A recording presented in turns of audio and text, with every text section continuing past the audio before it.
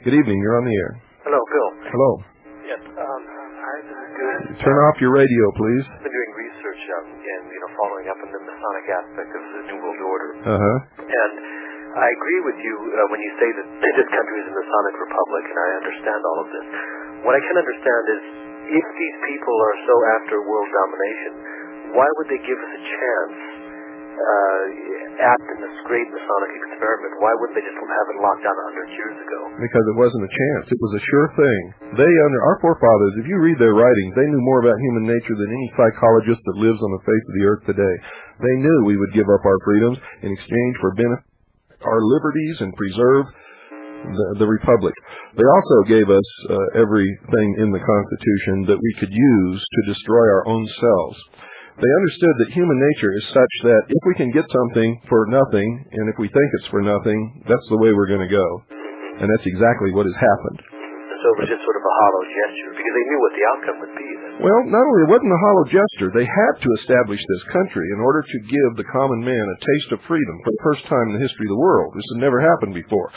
It was the catalyst that toppled the kings and queens from their thrones in Europe. It took away the power that opposed them. Number two, it was to prove to the common man that he could not rule himself. They knew that human nature, common man would through his human nature, his human foibles and failings, give up everything that they had given us, and then that would be the reason quoted to us in the New World Order why we cannot have those liberties or freedoms. I see. And so actually this was set up as the power transference was taken away from the old the aristocrats. That's right, and this country was the instrument which would bring into the world the New World Order, and it was all put into the Great Seal of the United States. If you know how to interpret the symbolism of the mysteries, it's all right there. Who they were, what they were about, and what they intended to bring about is right there in the Great Seal. I see.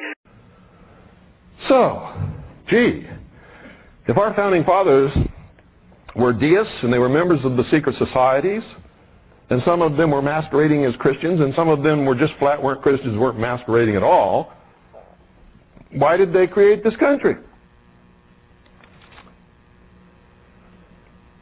They came here to create a new world, not a country. How many of you really read what they wrote? They didn't come here to create a country. They came here to create a new world. What did they call it? They called it the New World, didn't they? What else did they call it? The Grand Experiment? The Great Experiment? Remember reading those words? And just read right over them, didn't really understand what it meant?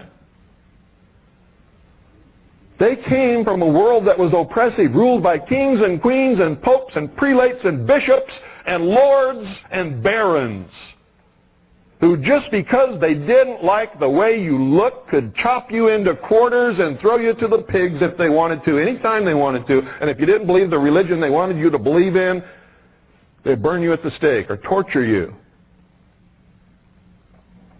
In some way, make your life absolutely miserable. They came here to create a new world free from all of that. But they knew that they could not be safe in the new world if the old world was the way that it was. How do you get rid of kings and queens and barons and lords and emperors and prelates and sultans and emirs? How do you do that?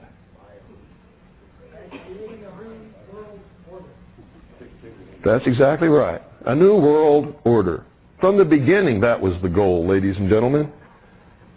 That's the absolute truth. From the very beginning, that was the goal. What do you think New World means? What do you think it means?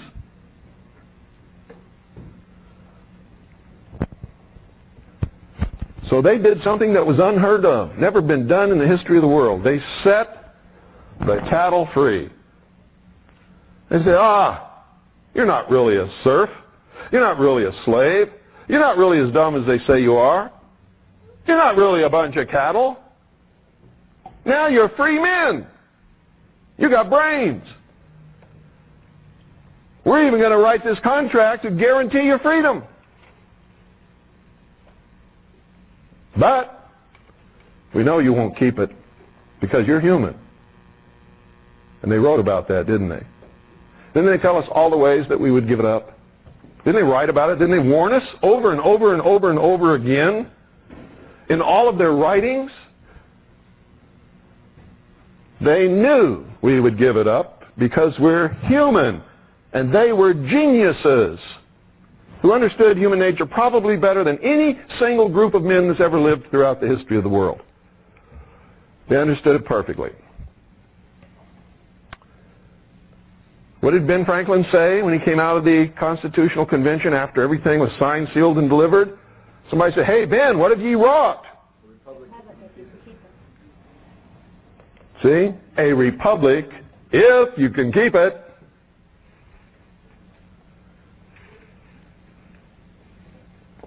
He knew. They all knew. What was it really about? Why did they give it to us if they knew we would give it up? And they did know. Make no mistake about that. They knew. What do you think the fight over federalism was all about? They wanted to make sure that at some future point, the great central government would seize control.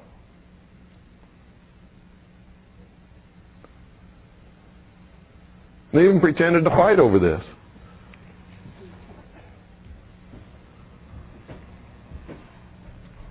Like all of these secret society people do. It's called the Hegelian dialectic. We want all these people to do something. So you and I are going to get together. We're going to create two different causes. We're going to get all these people wrapped up in it. We're going to pretend to fight against each other.